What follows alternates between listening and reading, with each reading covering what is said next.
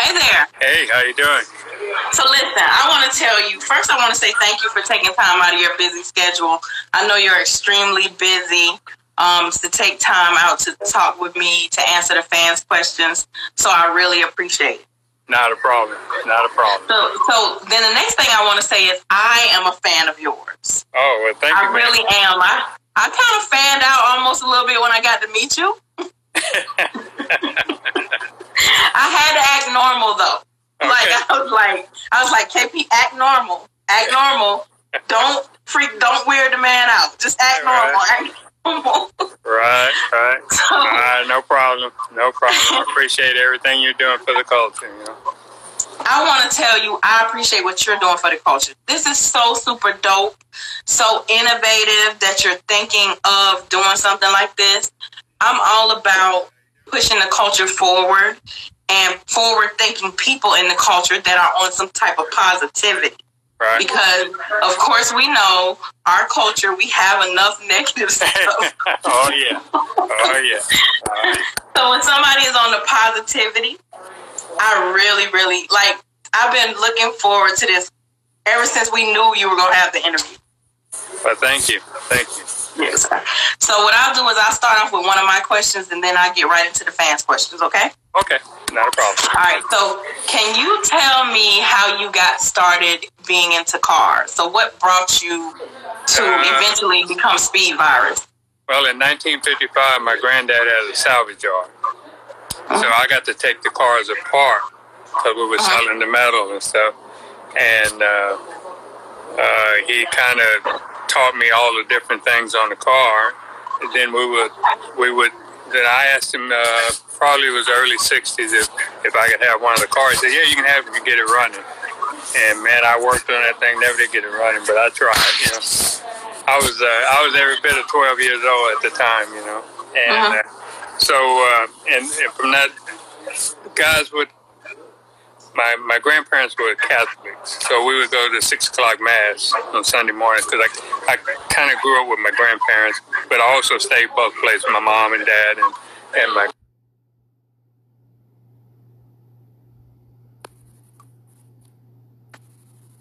Yeah, we would come home and about 8 o'clock these guys would come in their hot rods. I mean these were, you know, white kids with the pompadours and the white T-shirt and the jackets, and they would come over and buy parts from my granddad.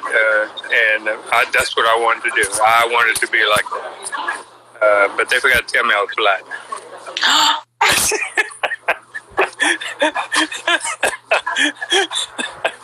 So I found out early, you better. So, you know, I started doing my own thing, you know, and from that point on, I had a love for cars, and my uncles, and they were all automotive mechanics and stuff. So it was a natural fit for me, you know. I didn't want to do nothing else. No football, no basketball, none of that nonsense. I mean, I'm 6'1", and in high school I was like 5'7", and you know that wasn't me, you know.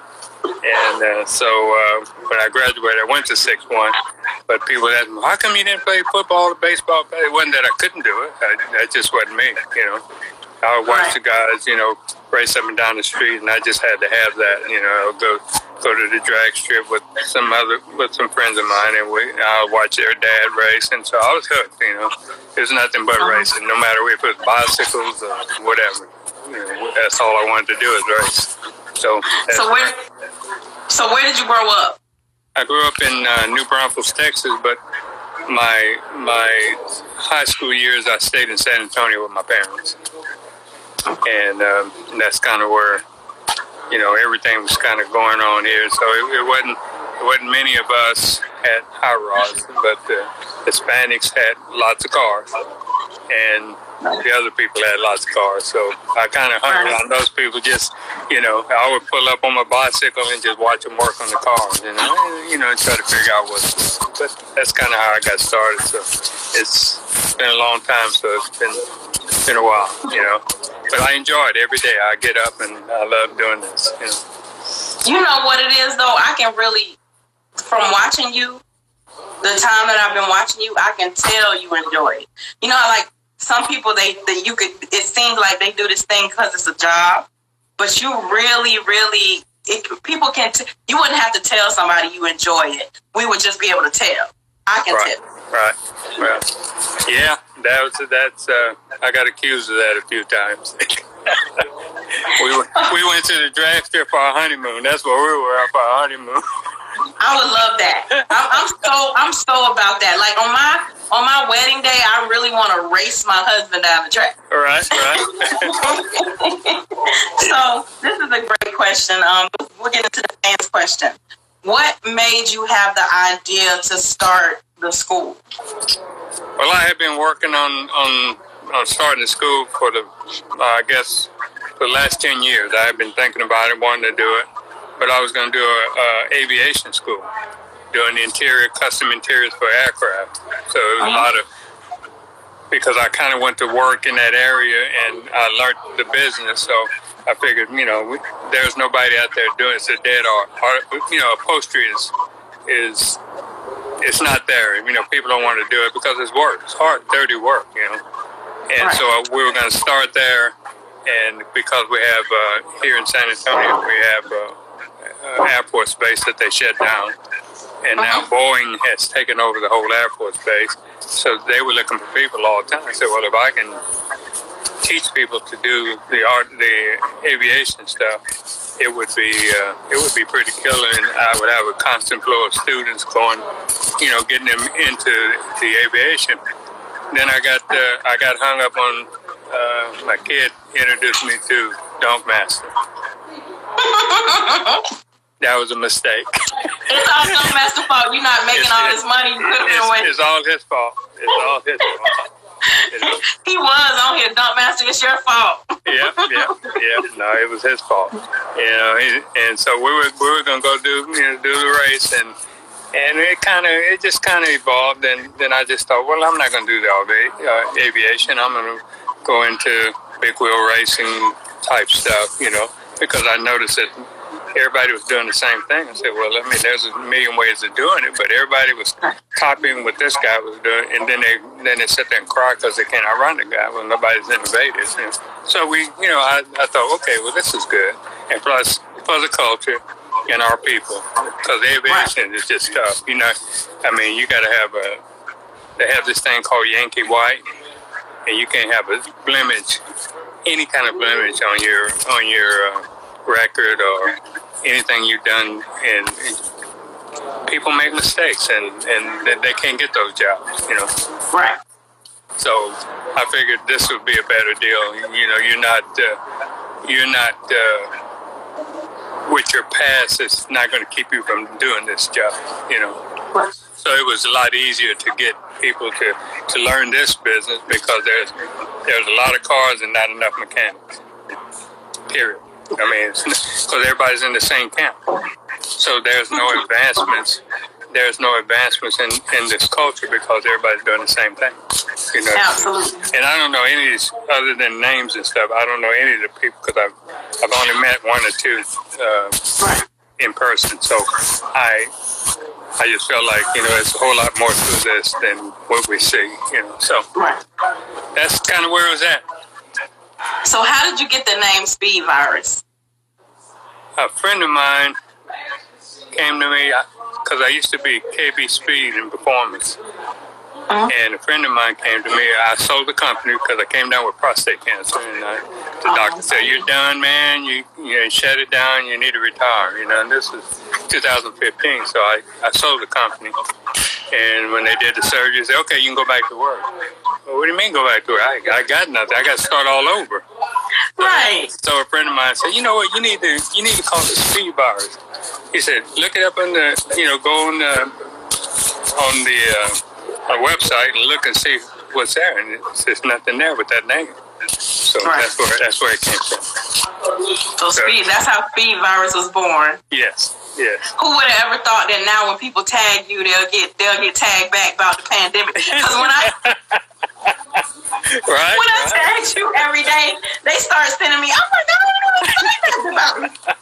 Right, and his deal was, you're injected by choice. You know, you get the virus because you by choice, you wanted that virus, you know? Right. So that kind of stuff. So we stayed that way. Yeah. What has been the biggest adversity you have faced throughout trying to open up the school and get everything up and running? Right now, it's been the COVID. That's been the biggest thing because, you know, you can't have a lot of people in one area, you know, and we try to, our goal is to have from 12 to, from 12 to 10, you know, somewhere around there, you know, students at one time. And then with this COVID that we can't afford to have people.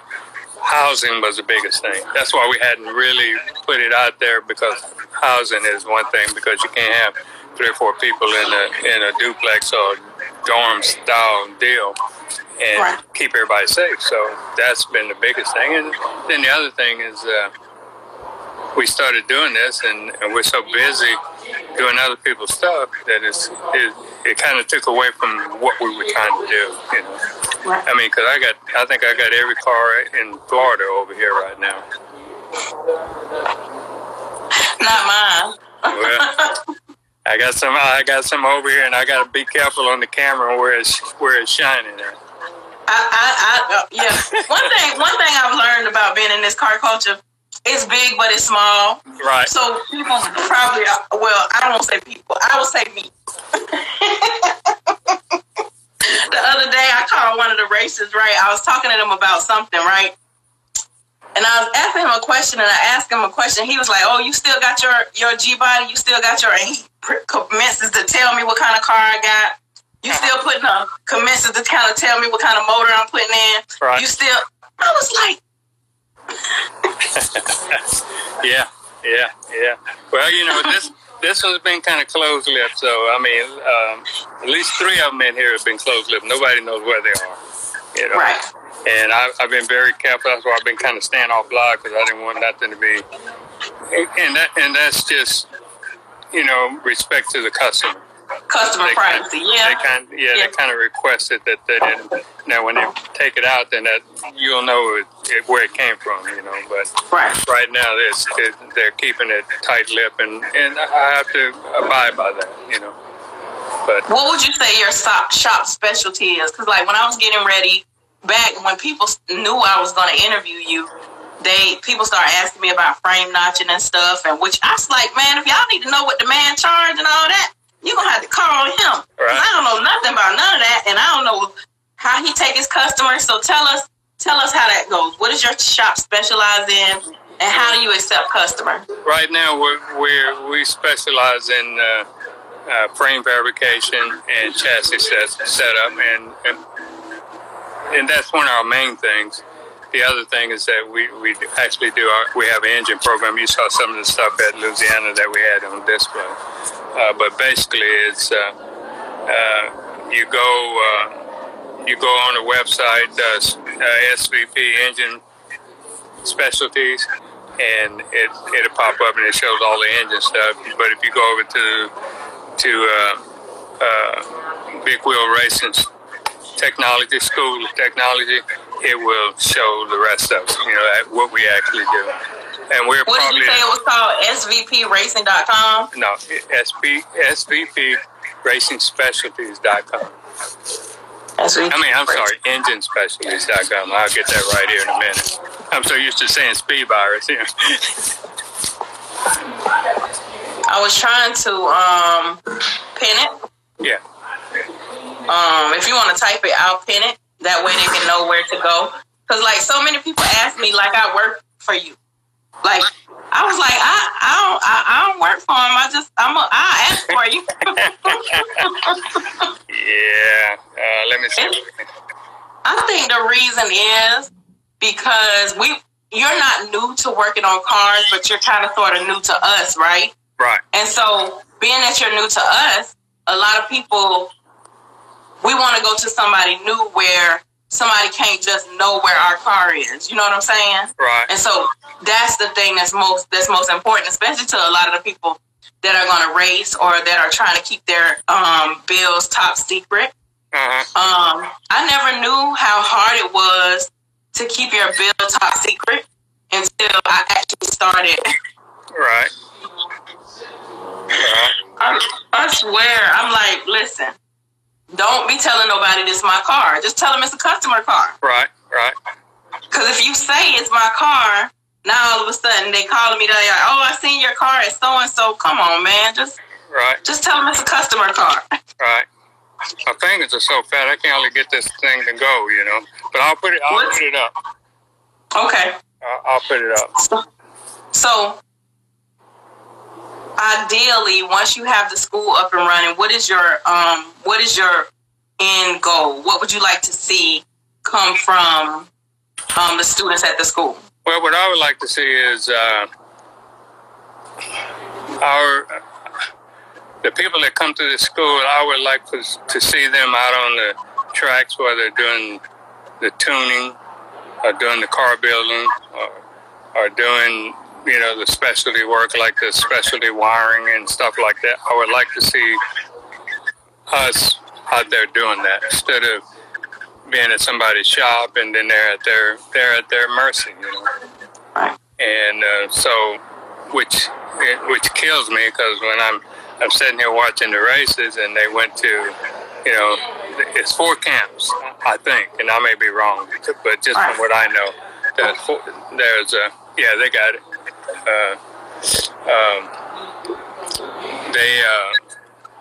You know, and I ain't gonna say any names because I don't want to, you know, get anybody riled up. But there's 4 camps in the area, and they all run out of the same camp. And one guy leaves that camp and goes to another camp. Well, everything he got from that camp, he takes to this camp. Everything this guy takes from this camp, he takes to the next camp. So nobody moves ahead, and the same guy is the top guy all the time. And because he's the one that's teaching everybody else, supposedly, but they're supposed to be customers, but it doesn't work. So, you know, when I see a guy like, what's the blue car? Blue Magic, I guess that's it. Cass, I met him. Yeah.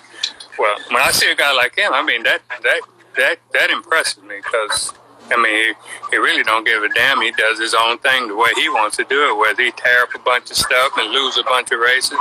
But he ain't dependent on nobody but him, you know, and that's pretty impressive so far to me that I've seen in this culture. You know, because, you know, you walk up and you talk to a bunch of people, but they're all in camps. And this guy seems, I don't know if he's in a camp or not, but he seems to be by himself, you know. And he does a good job. And I mean, I'm very impressed on what he does, you know. I mean, he might blow the thing up, and he's back again with the same stuff and trying something different. So he's the guy that I would think, you know, I would want my guys to be similar to him if I had to pick somebody. I tell people all the time, people always talk crap about Cat, but one thing, this is what I tell my daughter that she should teach her son when she has him. You teach them not to give up.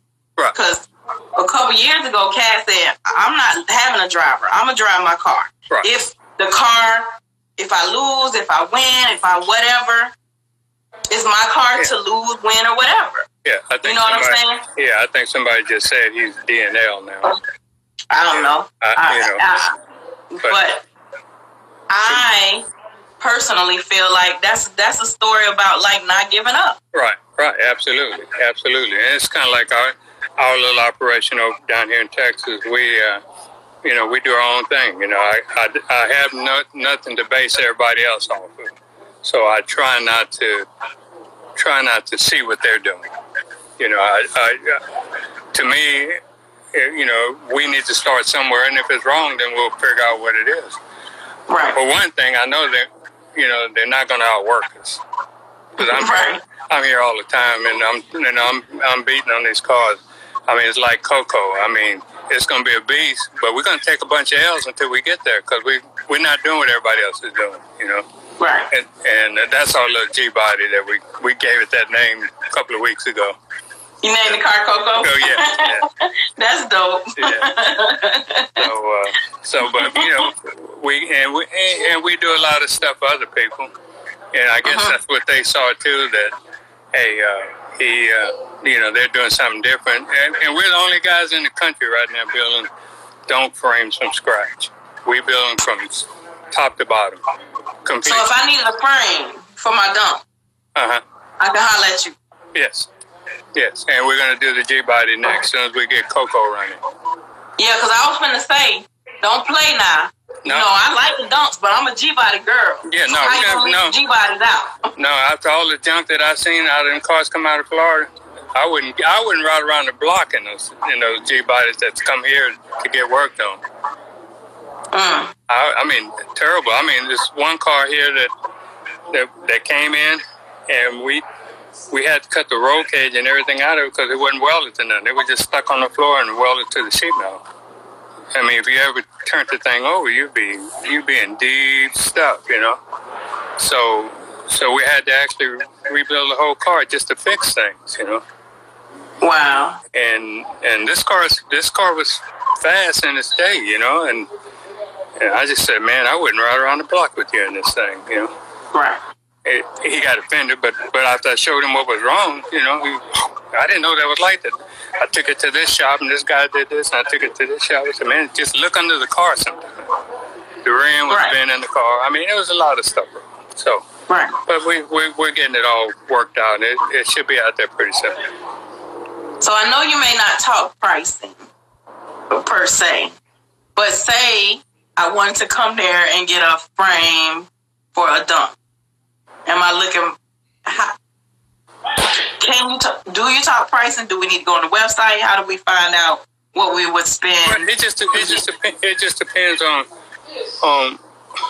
it kind of depends on, because it starts out about 13,000. It starts out. Then you add on it from there, and it's all hand built. I mean, the whole thing. And I got one on the jig that's coming to Florida, and I'll just show you. Okay. No names on it, but let me see if I can turn this thing around. Okay. Okay. See, we build this whole thing from front to back. Wow. I got to keep the camera kind of turned that way, and but everything you see there is like this frame right here is 4 pieces. It's all engineered and it's all water jet, and we assemble everything here, and then we put all Corvette front suspension on it, coilover shocks. It's light, it's fast, and it's strong. Wow. So we actually make the whole thing, and it bolts right up. You don't have to cut nothing on the car. Wow. So you can see the drive shaft hoop, and but this particular one is coming your way for one of the guys over there. So that's what we kind of do, And I mean, then we do the pro donk thing, like I mean, this is stuff we did. This is a box Chevy that's got it's all tube chassis. Oh, they're gonna race. Yes. Yes. Wow. Yes. This is all race here. Yeah. Wow. So this one will be ready in June, and we're gonna bring it to the E&L race. This one here. Then there's Coco back there wrapped up. Yeah, we got it wrapped up. Scratch. Coco got a car named after her. it was just a fluke thing, but that's kind of what we do. We build Camaro stuff. I mean, we got Camaro stuff, and we build a lot of different things, but basically all our stuff is G-body, donks. We got 2 here from that come out of Ohio area, and 1 came out of New York for us to put new frames under. Wow. And so we do a lot of different things. You know what? You see what that comment just said? He's talking about leave them people alone. Yeah, you gotta leave them people alone with that stuff. I'm gonna tell you something. I got two G bodies, right? I bought the first one when I thought I was gonna race, right? Right. And it has the roll cage and stuff in it. So I'm like, okay, I'm all gung ho. I'm a race. Right. Then all this stuff started happening between these guys, and I was like, really? Do I really want to get involved in that? Yeah. And then I started getting the bills for that stuff to race. Right. Then I was like, no, I'm not racing. Right. Yeah, no, it's a different thing. I mean, we're gonna debut our first race at Ennis with Coco. We're gonna run there. Then we're going to Arkansas, and we're gonna run there. And then Oklahoma, we'll go to Oklahoma in May.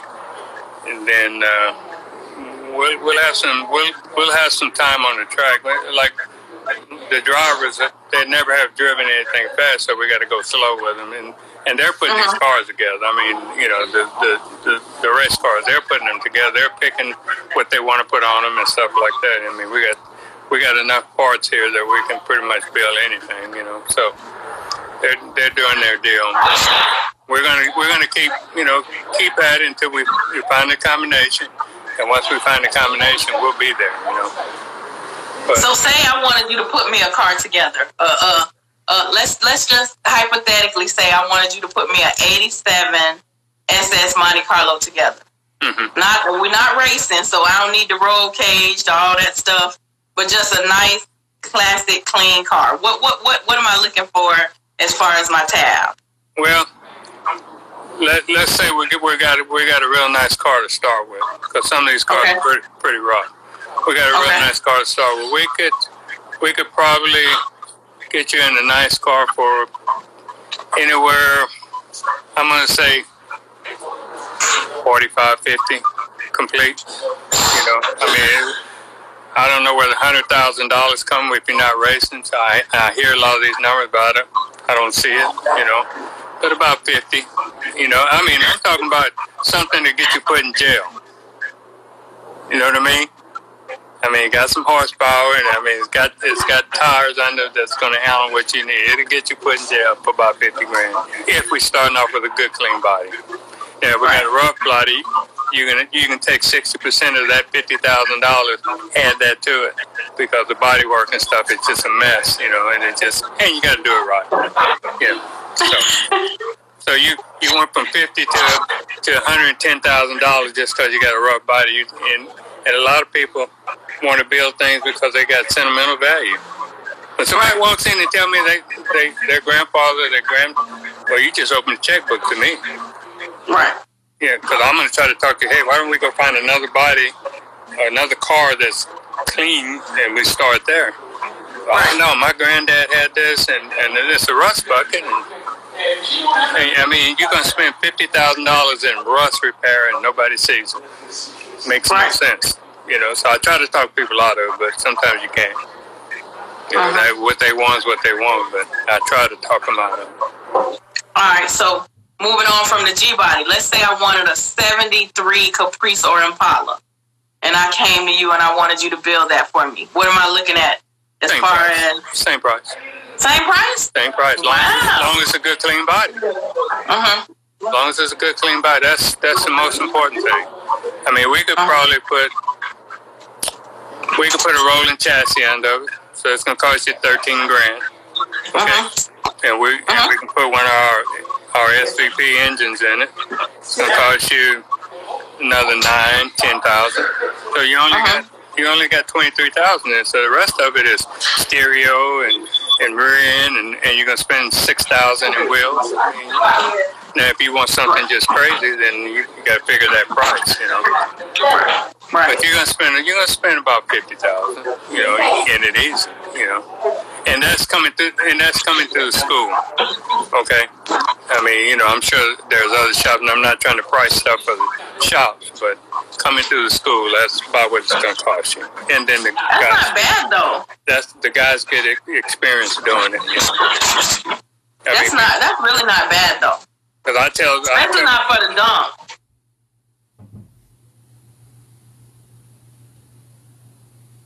I can't hear you. Oh, I can hear you now. Okay. If I was gonna make money, I'll just stay home. I ain't got to do this, you know. And you're right. And so, you know, I want to make it where they can see the opportunities to make money. But you can run it. You can run it up. You can run it up $150,000. I mean, you know, and that's people who got that kind of brand that can get that kind of stuff. Now, if you're building a race car, you just double it. You're gonna start out at $100,000. But a real nice street car with a good clean body, $50,000. You can do that. And that's what's the turnaround time? Right now on the chassis, it's 6 weeks on the chassis. Okay. So you're looking at probably. Let me see. If those guys quit talking over there, we could probably do it in probably 6 months. I understand. Trust me. Complete. So what do you have that you would say is the thing that's the hardest when it comes to building the cars? What's the hardest when it comes to building a car? The hardest is trying to collecting the money is really the hardest.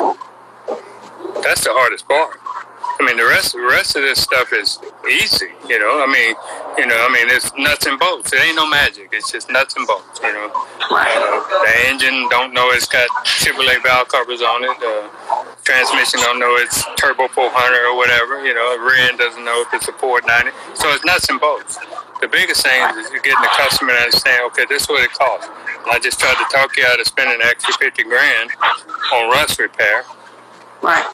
And you wanted to spend that, so now it's like, oh, they get sticker shock. Like, oh man, I thought you said it was going to be this. Well, if we got a good foundation to work with, we don't have a good foundation, then you know the checkbook is open, and you know, and we get $125 an hour to do the cars, you know. So we keep the labor down to almost nothing. The only thing you're paying for really is parts. Right. So, and that's why we're doing it through the school. You know. And I oversee everything. They do a lot of the work, but I do all the welding, and I do make sure everything is put together properly. So the school has already started? Yeah, we got 4 guys here right now. Oh wow! And they're within 50 miles of the shop, so they can get here every day. Right. And they drive back home, so we're not in that problem of trying to get housing for them. You know. Right. So it works out. I mean, you know, and they're doing a good job. I mean, they're the ones that building Cocoa. I mean, they made all the decisions. I tried to talk them into putting a big block in it, but they wouldn't hear it. They wanted a LS with a turbo. So they LS people. They like the LS. Yeah.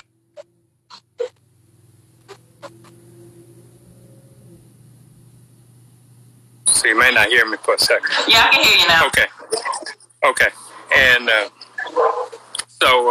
we, you know, I let them make all the decisions. You know, only thing I do is I oversee, make sure that the frame is done properly. There's no danger, nothing like that. You know, and so as they're putting the car together, they see the mistakes they make or not make. You know. And we just kind of roll with it from there. Then we'll go to the track, and we'll let them take some laps. And we got a purple Impala that's bone stock. I mean, I say bone stock, got 22-inch wheels on it. So we go to the track on Fridays and go run, teach them how to stage the car, and they run that car and get seat time. They have to have the helmet. If they got facial hair, they have to wear socks. I mean, I make them do all the safety stuff, and they'll run that car until I feel like they can take on more speed. That's dope. So that way, it's no mistakes. You're not getting out there. First thing, you're not getting out there tearing up stuff. The second thing, you're not getting out there and get hurt or hurt somebody. And like I said, like I've been always saying, we ain't seen a wreck yet. It's coming. Right. You know. And so I'd rather the guys have enough seat time before I turn them loose something fast, you know. Right. You know, and if they don't have enough time, seat time by the time we go to the track, then I'll put somebody I know that I know can handle it, you know. So you're teaching them every single thing? Yeah, absolutely. Everything. I mean, the only thing I'm not teaching them how to change the underwear. I ain't teaching them that. Can I come down and can I be an honorary student? Absolutely. We got matter of I ain't fact, got no money. We got a girl that won car show with Lightning Kitty. She had a car show for all women, and she won. So we're going to fly her down here for 2 days, and we're going to go to the track, and we're going to let her drive Coco, and see if that's what she wants to do. So that weekend that we do that, if you want to come down, fly down, and we'll put you in the car. That's dope. We got to talk about what weekend that is. Right. It'll be in the summer because we wanted to wait to make sure that we got this COVID thing a little bit better than it is, And the girl, I think she's from New York. I got her information. So we're going to fly her down, take care of motel and everything, for the weekend. And we're going to the track and we're going to run the car and see what she got. She's got a nice Challenger. Oh, no, a Charger. She's got a really nice Charger that she put together. So we'll see. But yeah, so that weekend. I'm sorry, go ahead. So that weekend when we make that decision, I'll call you in if you want to come down. Feel free. Okay. We'll put you in the car. Okay. That sounds dope. I'm all about that now. Don't be talking about me if I mess up now. Well, everybody messes up. But we're trying to get a female driver to drive the box Chevy. My daughter wants to do it, but she's got anger issues, so she'll run over somebody. Yeah. Talk to us about the school. Is it open to the public? What does it cost? I know we've talked about this a little before, but just explain to the people how the school works. Well, the school works is that you register and you send your information in 25 words why you want to come, and if we accept you in, it's $2,500 a semester, and it's a 2-year program. I mean, all the way through summer, the whole time. At the end, the first year is all hands-on. You're working in the shop and you're learning to weld and bend tube and fabricate wheel wells and stuff like that. The second year, you build a project from start to finish.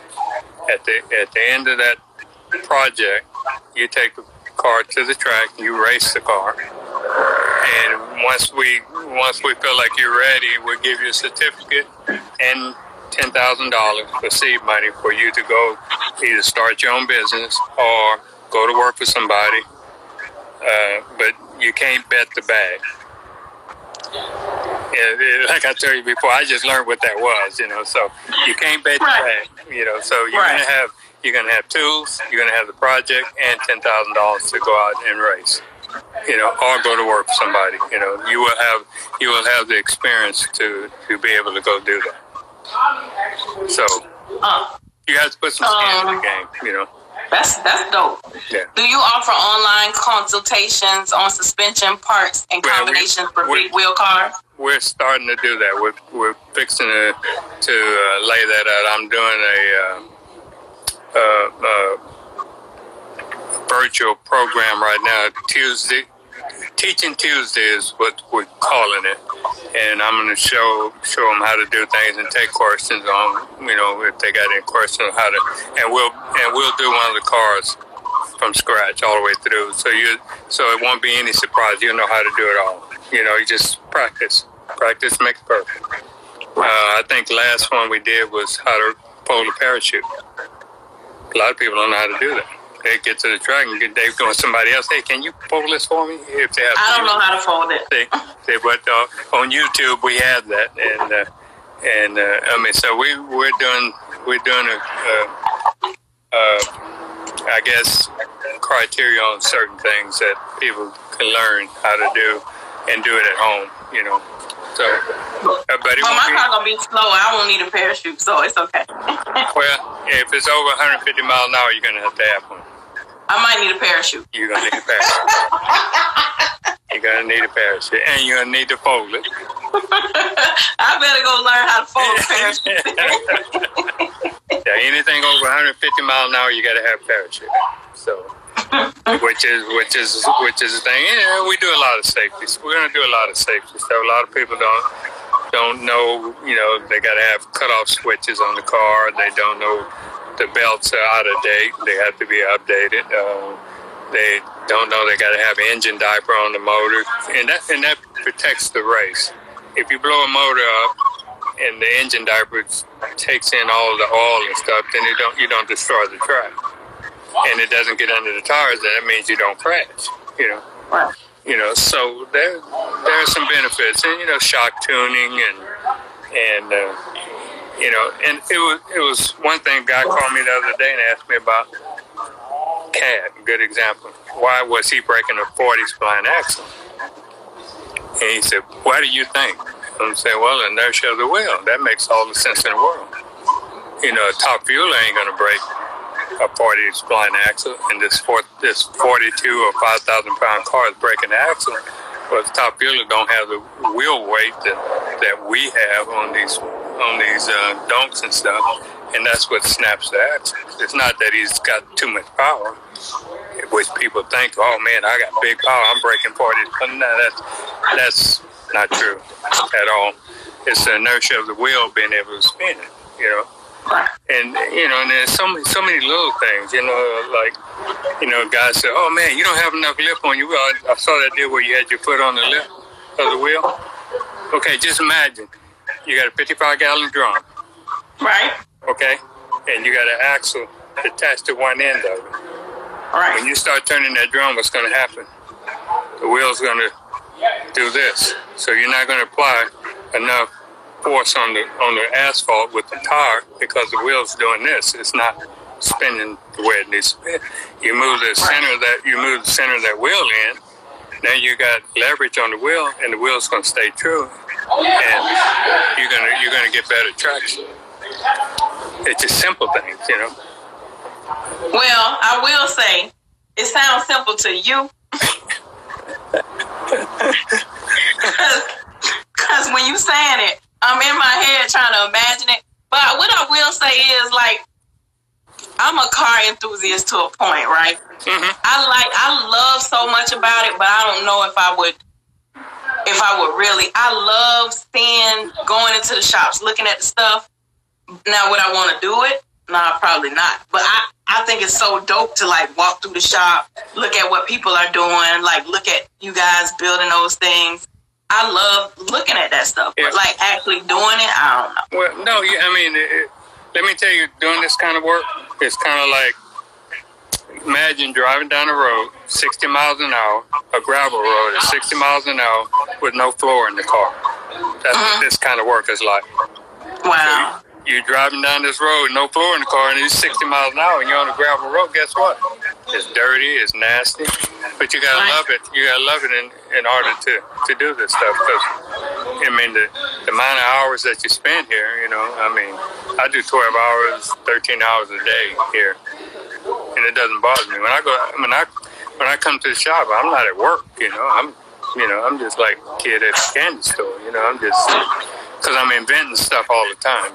And that's because you're doing something you love too. Right. I feel like when you're doing what you love, you don't really feel like you're working. No, I hadn't been since we started this deal here. We moved into a 13,000 square foot building for the school, and since I've been here, man, it's just been we can't ask no more than that, And now I'm trying to stay off the live thing in the morning so I can get some work done, But I get caught up in it. In the evening it's not bad, but in the morning, boy, I'm going I got to get off this thing, So I put the phone down and I put the Pandora on, play some oldie stuff, and I don't go to the phone no matter what, But if you could change one thing about the big rim culture, if you could change one thing about what happens in this culture, what would that one thing be? I would, if I could change one thing, I would have more of a connection between all the racers. You know, that it's such a divide on everybody. You know, you have different groups that they all, you know, they complain and they gripe and and then we ain't gonna race or we're gonna race or, you know. The trash talking is okay to a point, but to me, I want to see racing. You know, I want to see these guys run their stuff. You know, and like in Louisiana, I thought it was decent. A lot of cars said they were going to be there, didn't show up, but I thought it was a decent race. I mean, you know, and it done well as far as I was concerned. But I would really like to see, you know, people, you know, race. You know, I mean, you know, and I know that the money deal is a big deal, but to me, if you're a real racer, you get out there and race for 13 cents if you're racing. Like the way I see it. You know, because you spend all this time on this car and you talk a lot of trash, but if you ain't racing, it's kind of like you're talking to the choir, you know, nobody cares. You know, I mean. And you've been racing for years, so you know that you could race for 13 cents because you built your car to race, right? Yeah, and there's a lot of people got a lot more money in their cars, and they bet the big dollars. But to me, you end up the car's not running. You know, so how good are you really? You know, I mean, if you get out there and you're racing and you're beating these guys, and I mean the money side is going to come. But it don't need to be between the racers. It needs to be the outside betting. If you're gonna bet the crowd, you know, and get the racer going, you know, because there's a lot of money spent and you're not racing, you know. And you know, and there needs to be some kind of foundation where the best guy needs to be acknowledged as the best guy. You know, if he beat, good example when Easy outrun the white car. Macho. Yeah. When he outrun him, I felt like Easy was the champ. He was the top guy. He outrun the top guy from what I could see. Right now, Cad outrun Easy. He needs to be the top guy, and then he detect or on who he wants to race next. It ain't one of these deals, I'm gonna lock you in. No, it ain't that way. And I'm the champion. You got to come up the ladder to race me, you know. So he picks and chooses his people that he wants to ride. Just don't, you know. I don't want to come back and do a rerun. I mean, why would I do a rerun? You know, whether I beat you by default or I beat you, I just flat ass beat you. Right. Boost Doctor and I think it's Cut the Check with the box. Yeah, Boost Doctor and Cut the Check. Good example. Right now, Boost Doctor outrunning. Right. And he shouldn't have to run Cut the Check for a while down the road. I mean, it's just like boxing or anything else, you know? Yeah, but there's a lot of people scared of Boost Doctor. Like, Boost Doctor can't really. Yeah, Boost Doctor's a beast. I mean, you know, and when you asked me who I thought, and I said Cad, but I had to put Boost Doctor right next to him. I had to put both of them on that same level. Right. What I like about Boost Doctor, he does his own thing. He don't care what nobody else is doing. He does his own thing. I mean, you know, if them guys over there pissing on the flowers, he ain't gonna do it. He's gonna go somewhere else, you know, and do his thing, you know. So it's I'm impressed by him, you know. I just can't remember all the guys because I don't know all the names. I'm still new to this. I'm the baby in the group, so yeah, I probably got the most experience. But I mean, I'm not racing those guys yet, and I have to get out there and race and see where we stand, you know, as far as the school. But so, yeah. A question about driving, right? Mm-hmm. I thought of this question the other day, and I said I'm gonna start asking all the guys this question who drive. Okay. Tell me your routine when you're going to race. So you get out there when you're sitting in the lane. Do you pray? Are you meditating? What are you saying? What are you thinking right as you're pulling up to the line? You think absolutely nothing. Absolutely nothing, because you've done they call it a process. And the process is, it's a lot of people don't know the left lane is the left lane or the right lane is the right lane. They're looking around they're not racing the track. The thing that you have to do is when you pull into the staging lane, you got everything locked down and you're ready to go. You're focusing. When you come out of the water, you're focusing on a point at the end of the track. No matter what else is going on, that's all you're paying attention to is what that point that you got locked in at the end of the track. And once you stage the car, that point is the only thing that you're watching the lights through, at the side of your face. You're not staring at the light, because by the time you react to it, it's kind of like a bug going to hit you, you knock it out of the way, Right. So you're not thinking. It's all automatic. Same way with the burnout. If you don't do a proper burnout, you don't have to have 100 people around the car holding the car. If the car doesn't set in the water straight, it's not going to leave the starting line straight. It's going to do whatever it's doing in the water, it's going to do on the starting line, because in the water, you have no load on the car. On the track, if the car goes to the right when you're in the water, when you leave the starting line, it's going to go to the right. Right. And so if you focus at a point down at the end of the track, the car is straight, because that's your point. That's where you're looking. So it's a process, but it's got to be. You can't think about it. It's got to be automatic. And you race the lane. You don't race whoever's next to you. You don't even know they're there. So now I know what I did wrong, because I'm gonna tell you. I was learning how I said I can't dog these guys if I've never been down the track. Right. So I started, when I had my red Camaro, I started learning how to drive. Right. I put my first pass on my YouTube. I swear to God, I was thinking about everything they told me to do. I was thinking so hard, and then when the light turned green, I sat there. Right. The guy was like, "Oh my God, it was like Christmas. Right. Your whole car lit up green and the car red. It was Christmas. What were you doing?" Right. I said, "Sir, I was just trying to comprehend everything you told me." Right. No, the thing is, that's why we do seat time. That's why we put you in a stock car. You'll make 50 laps in that stock car, because you're not going to hurt it. And you're going to all right, so you're going to do the same thing over and over and over. You're going to come through the water. You're going to do your burnout. You're going to stage in, whether it's or what size the left side, what size the right side. Well, you're going to have things. And then what I make you do is, after we go through this, then I'll make you, before we even race, I'll make you write it all down, what you're going to do, the process. And when you write it down, it sticks in your mind. Right.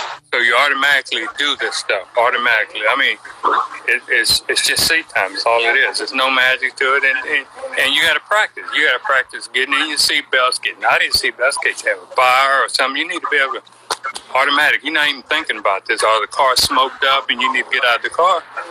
You can't be looking for stuff. It's got to be automatic. Right. So, but that's seat time. That's when you get to a point where you're not even thinking about it. It just happens. So that's what we teach.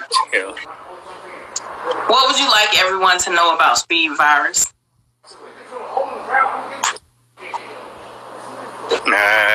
That's a good question. I try to be fair. He's fair, I think that would be really the only thing. I would be fair, and I appreciate people. I like yourself and all the people that I've got to meet through this. I mean, I really appreciate all these people. I can't talk to them all the time, but because I'm working. But I really appreciate the culture. I mean, straight and all the rest of them. I mean, it's good in everybody. It's not, everybody's not, a-holes, There are some, though. There are some. But you're going to have that in anything you do. Right. So I try Well, can I tell you, I really, really, really... one last question. I seen this question just pop up. Are you a G-body, dunk, or box guy?